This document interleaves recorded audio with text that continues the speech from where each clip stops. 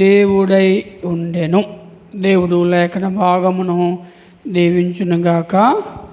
ఆమేన్. ఇక్కడ చాలా స్పష్టంగా వ్రాయబడుతోంది దేవుని వాక్యంలో మనం చూస్తే, ఆదియందు వాక్యము ఉండెను, వాక్యము దేవుని యొద్ద ఉండెను. వాక్యం ఎవరంట? వాక్యము దేవుడు అని రాయబడింది. అంటే వాక్యం అనేది ఎంతో విలువైనది, ఎంతో విలువైనది. కనుక ఈ వాక్యానికి మనం ఏం చేయాలంటే ఎంతో ప్రాధాన్యత అనేది ఇవ్వాలి. ఈ వాక్యం కోసం మనం ఆలోచన చేస్తే చాలా విషయాలు రాయబడుతుంది. ఈ వాక్యము దేవుడై ఉన్నాడు గనుక, ఈ వాక్యము దేవుడై ఉన్నాడు గనుక మనం ఏం చేయాలి అంటే వాక్యమును బట్టి మనం ఏం చేయాలి? ఆనందించాలి. అందుకే బైబిల్లో ఒక మాట రాయబడి ఉంటుంది. కీర్తనల గ్రంథం 1వ కీర్తన 1వ వచనం మనం చదువుతాం కదా. ఏముంది? దుష్టుల నడువక, పాపుల మార్గము నిలువక, అపహాసకులు కూర్చుండు చోటున కూర్చుండక, యెహోవా ధర్మశాస్త్రమును ఆనందించుచు దివారాత్రములు దాన్ని ధ్యానించేవాడు ధన్యుడు. చూడండి, ఈ వాక్యము దేవుడై ఉన్నాడు కనుక ఆ వాక్యాన్ని బట్టి మనం ఏం చేయాలంట? ఆనందించాలి. ఆ వాక్యాన్ని బట్టి మనం ఆనందిస్తే మనం ఏమవుతామంట? ధన్యులవి అని వ్రాయబడింది. కనుక మనం ఆలోచన చేసినట్లయితే, ఆదియందు వాక్యం ఉండెను, వాక్యము దేవుని యొద్ద ఉండెను, వాక్యం ఎవరంట? దేవుడై ఉన్నాడు. కనుక ఆ వాక్యాన్ని బట్టి మనం ఏం చేయాలంట? ఆనందించాలి. ఎప్పుడు ఆనందించాలి? ఫిలిప్పీ పత్రిక 4వ అధ్యాయము 4వ వచనాన్ని చదువుకుంటాం. ఎల్లప్పుడూ ప్రభువునందు ఆనందించుడి, మరలా చెప్పుదును ఆనందించుడి. ఎప్పుడు ఆనందించాలంట? ఎల్లప్పుడూ ఆనందించాలి. ఏదో మనకి ఆరోగ్యం ఉన్నప్పుడు, మన అవసరాలు తీరినప్పుడు, మన అక్కర్లు తీరినప్పుడు, మన సమస్యలు పరిష్కరించబడినప్పుడు మాత్రమే కాదు, కానీ మన జీవితంలో ఎలాంటి పరిస్థితుల్లోనైనానో మనం ఏం చేయాలి? ప్రభువునందు ఆనందించాలి. లేదా వాక్యమును బట్టి మనం ఏం చేయాలి? ఆనందించాలి అని చెప్తున్నాం అని రాయబడుతుంది. ఈ లోకములోని ప్రజలు అనేక రకాల ఆనందాన్ని అనుభవిస్తూ ఉన్నారు. ఈ లోకములో ఉన్నటువంటి ప్రజలు అనేక రకరకాల ఆనందాన్ని అనుభవిస్తున్నారు. అయితే నిజమైన ఆనందం అనేది దేవుని యొక్క వాక్యములోనే మనకి దొరుకుతుంది. బైబిల్ గ్రంథం చెప్తూ ఉంది కదా. చూడండి, ఇర్మియా గ్రంథము 15వ అధ్యాయము, ఇర్మియా గ్రంథము 15వ అధ్యాయము 16వ మాట చదువుకుంటాం. నాకు దొరకగా నేను వాటిని భుజించి తిని, సైన్యములకు అధిపత్యగు యెహోవా దేవా, నీ పేరు నాకు పెట్టబడెను గనుక నీ మాటలు నాకు సంతోషమును, నా హృదయము నాకు ఆనందమును కలుగుజేయుచున్నది. చూడండి, అక్కడ చక్కగా రాయబడుతుంది. దేవుని వాక్యం అనేది మనకి ఆనందాన్ని అనేది అనుగ్రహిస్తూ ఉంది. ఈ లోకంలో ఉన్న ఆనందం అనేది శాశ్వత కాలం ఉండేది కాదు.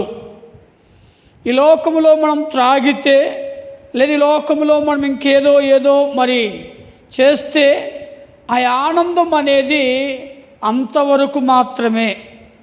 తరువాత ఆ ఆనందం ఏమైపోతుందంటే ఏమవుతుందో తెలియదు. అందుకే బైబిల్లో రాయబడి ఉంది. యెషయా గ్రంథము 24వ అధ్యాయము 11వ మాటలో రాయబడుతుంది.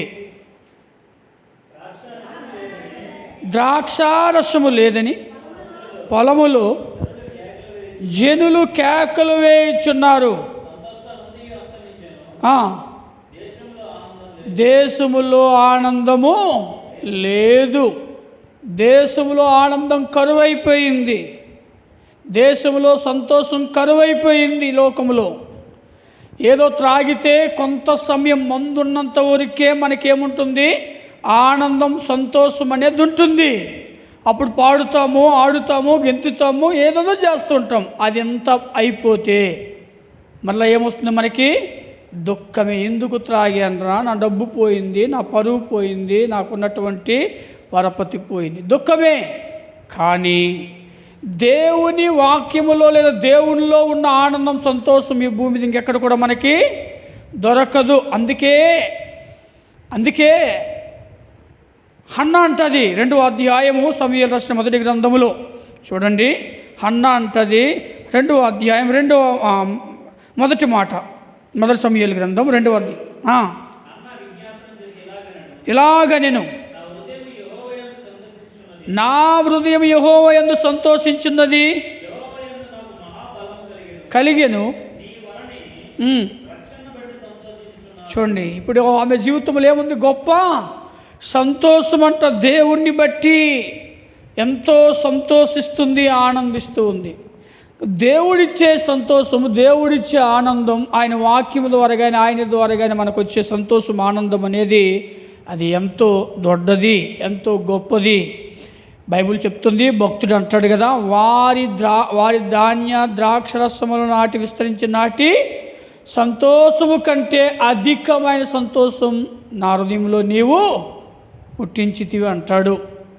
ఇంకొకటి అంటాడు, పేతురు భక్తుడు అంటాడు కదా, పేతురు పత్రికలు ఏమంటాడంటే, మొదటి పత్రిక మొదటి అధ్యాయం 8వ మాటలు అంటాడు కదా, ఏమందంటే చెప్పనాసఖ్యమైన మహిమాయుక్తమైన ఆనందం, సంతోషం అని ఉంది అక్కడ. అంటే చెప్పలేనంత ఆనందం దేవుడు మనకిస్తాడు. ఇప్పుడు తన వాక్యం ద్వారా మనకి ఇలా చూసుకుంటూ పోతే బైబిల్ గ్రంథంలో చాలా వ్రాయబడి ఉంది. దావీదు భక్తుడు అంటాడు 119వ కీర్తనలో కూడా, 119వ కీర్తన 70వ మాట చదువుకుంటాం.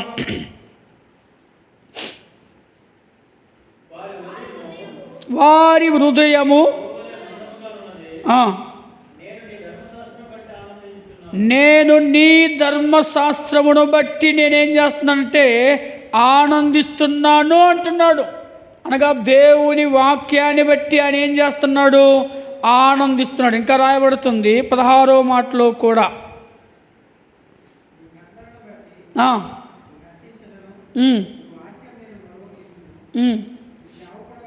చాలు చూడండి, చక్కగా రాయబడుతుంది.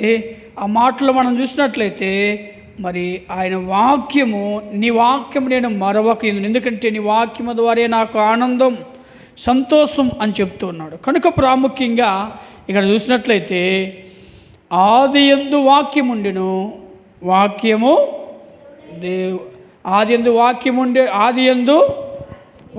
ఉండెను, వాక్యము దేవుని ఎదురుండు, వాక్యము దేవుడై ఉండెను. ఆ వాక్యమే దేవుడు కనుక ఆ వాక్యాన్ని బట్టి మనం ఏం చేయాలంట? ఆనందించాలి, సంతోషించాలి. ఈ లోకములో అంటే ఈ వాక్యం అనేది నిత్యము మనతో ఉండేది.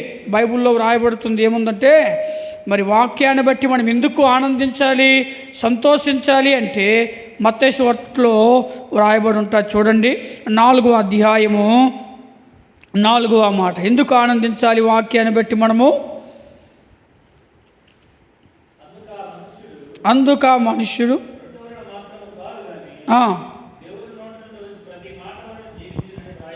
చూడండి, అక్కడ రాబడింది, మన ప్రభు అయిన యేసుక్రీస్తు వారు చెప్తున్నాడు. ఏమంటున్నాడు? మనుష్యుడు రొట్టె వలన మాత్రము కాదు కానీ దేవుని నోట నుండి వచ్చు ప్రతి మాట వల్ల ఏం చేస్తాడంట? జీవిస్తాడు. అంటే మనము ఈ భూమి మీద బ్రతకాలి అంటే మనకి చాలా అవసరమైనది ఏంటి? దేవుని వాక్యమే, దేవుని మాటలే, దేవుని వాక్యమే. ఆ వాక్యము గనక మనకు లేకపోతే మనం ఈ భూమి మీద ఏం చేయలేము, బ్రతకలేము. ఎందుకు తెలుసా? చాలామందికి చూడండి, డబ్బు ఉంది, చాలామందికి ఆస్తులు ఉన్నాయి, చాలామందికి అందం ఉంది, అన్నీ ఉన్నాయి.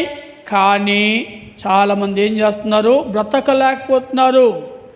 వాళ్ళు చాలామంది ఆత్మహత్యలు చేసుకుంటున్నారు బ్రతకలేక. ఒక సినీ హీరో, ఆవిడ పేరు నేను మరిచాను. ఆవిడ మరి చాలా తక్కువ వయసులో ఏం చేసిందంటే, నా ఎంత అందగతి ఇంకెవరు కూడా ఉండకూడదని చెప్పి చాలా అందంగా ఉండేది, సినిమాలు తీసేది. ఈలోగా మరి ఆమె రాను ఆమె వయసు పెరుగుతున్న కొద్దీ ముఖంలో ఏమొస్తాయి? ముడతలు వస్తే ఆవిడేమనుకుందంటే, చాలా అందగత్తి, ఈ ముడతల వల్ల నాకున్నటువంటి అందం పోతుంది కనుక నేను అందం పోకముందు నేనేమైపోవాలంటే చచ్చిపోవాలని చెప్పి మత్తు మాత్రలు నిన్ని పట్టుకొని మృంగేసి ఏమైపోయింది? చచ్చిపోయింది. అందముంది, డబ్బుంది, అన్నీ ఉన్నాయి, కానీ బ్రతకలేకపోయింది. ఇలా ఎంతమందిని చూస్తాం ఈ లోకములో. కానీ లోకంలో ఎన్ని సమస్యలు వచ్చినా, ఎన్ని కష్టాలు వచ్చినా, ఎన్ని బాధలు వచ్చినా, దేవుని మాటలు, దేవుని వాక్యం మనలో ఉంటే ఆ వాక్యం మనల్ని చావనివ్వకుండా బ్రతికిస్తుంది. అందుకే భక్తుడు అంటాడు, 119వ కీర్తనలు అంటాడు కదా, 50వ మాటలో 119వ కీర్తన 50వ మాటలు అంటాడు. చూడండి,